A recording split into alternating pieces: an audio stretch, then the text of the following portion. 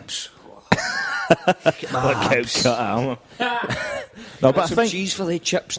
Grated them on the abs. Man. I think it's the fact when he left for Monaco and a lot of Celtic fans for that time because he took advantage of the Bosman ruling and it's kind of sour things. But by all accounts, he's a great coach. He talks a good game and he looks after himself. I don't know why there's this hatred. He looks after himself. He does.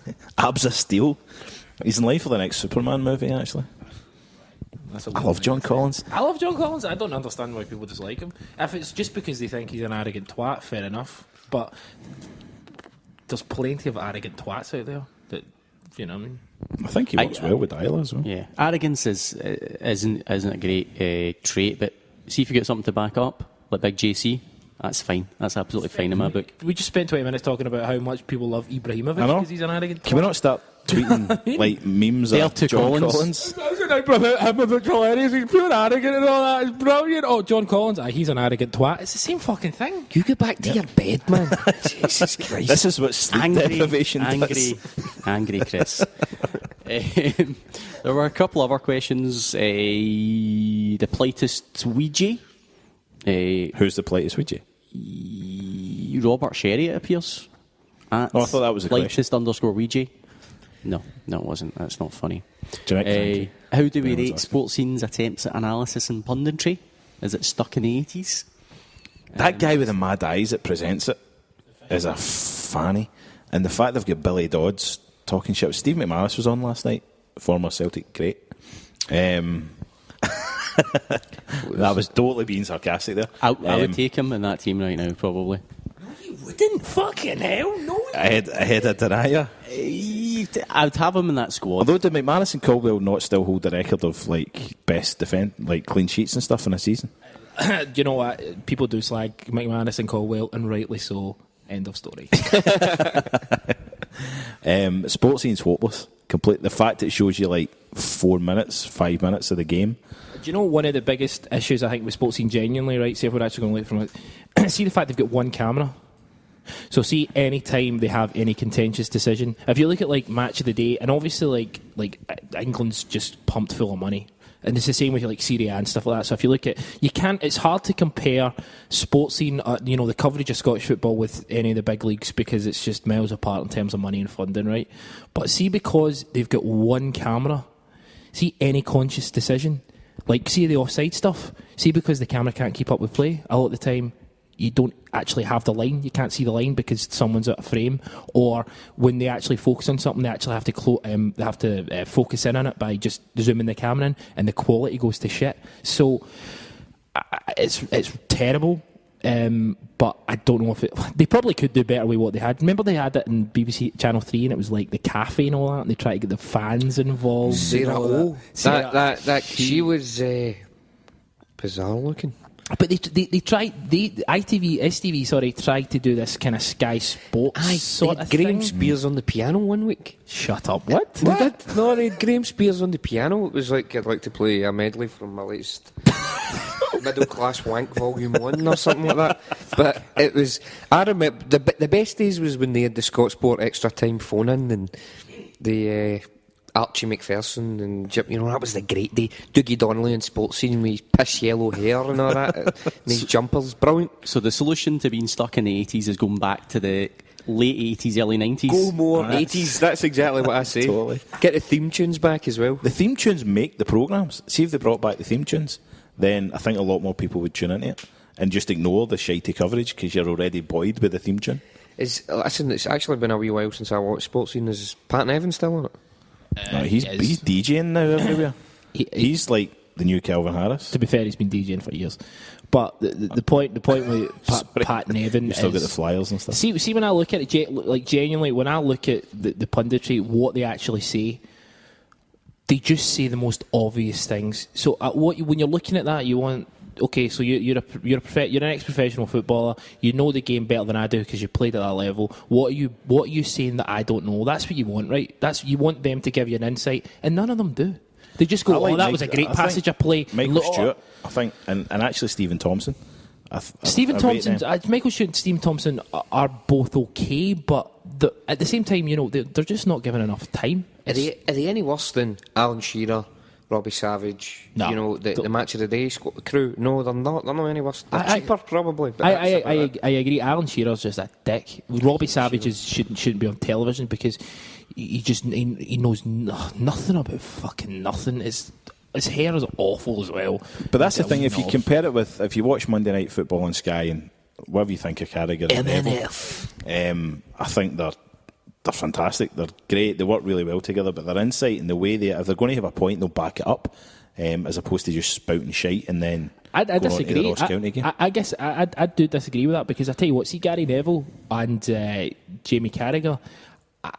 I think they just talk shit. Like, it's not interesting. I'd rather listen to. I'd rather watch their punditry than the game that they show, unless it's West Brom Leicester. Well, did you? Obviously, you read because you kind of WhatsApp to the kind of Cynic group, but you read the Joey Barton stuff. Joey Barton's a cock, though. Joey Barton is a cock, but he does make a point. Like my dad said it for years. Like when Alan Hansen used to criticise, heavily criticised mainly the defence of these teams. It's like, well, why don't you do it? Why aren't you? If you're so insightful and so knowledgeable and so involved, then why can't you go and coach a team? Why should you sit and criticise someone without actually you putting in the effort? And that's why Gary Neville, England are terrible. They're terrible at the back as well. And so when Neville criticises, the foot wing backs aren't pushing up and, there's no support here and there and whatever his points are, when England make those exact mistakes, he should be held accountable for it. And if he is held accountable for it, then he should be, on Sky Sports News criticising other managers when his team is doing the same thing. But if you think about it, we had a big discussion. I think it was Carragher that pointed out, was it Mignolet, when his position, he lost a goal and Carragher showed you all these times when Mignolet's too low, basically. I think we had a big chat about saying how great the analysis was and stuff like that. Neville's great. It's just he's part of a coaching setup that's shit at England, headed by Roy Hodgson, who's just hopeless. You love Roy Hodgson. You've consistently backed Roy Hodgson as being a great manager. I've never said Roy Hodgson's a great manager.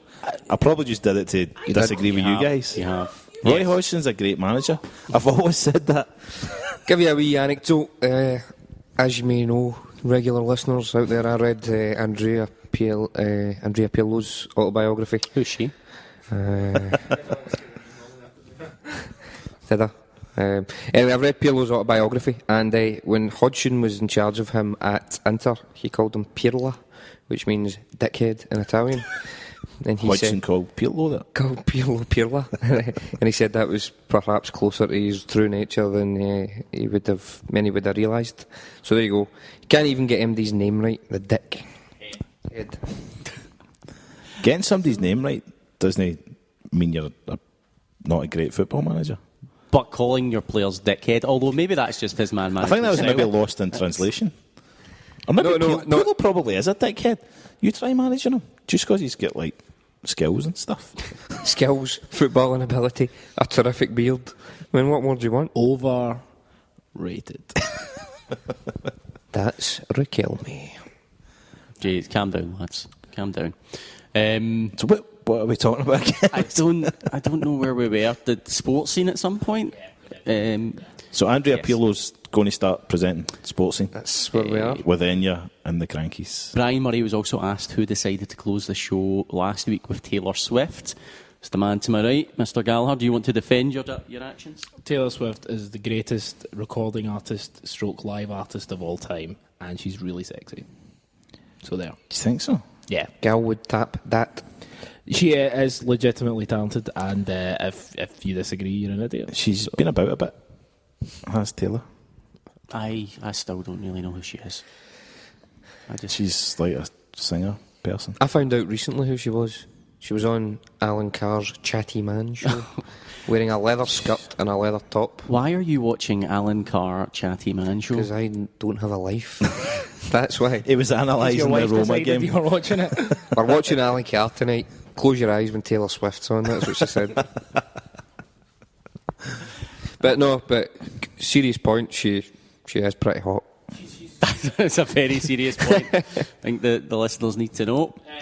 1989 is a terrific album. I would recommend you buy it legally, like I did. Well done. Wow, good. At least you're supporting the artist that you're having fantasies about. Aye. So, do we have anything football related to talk about that we've missed out? Taylor Swift supports Portland Timbers. She's part of the Timbers army. Good knowledge. Yeah. Is that a lie? No, she is. Oh, okay. Yeah, Ginty says Forza Roma, so get that round both of you, I suppose, Sermanni and Chris. He also mentions that Del Piero's goal against Celtic in the 4-3 victory over Juventus is a thing of beauty. I agree with you.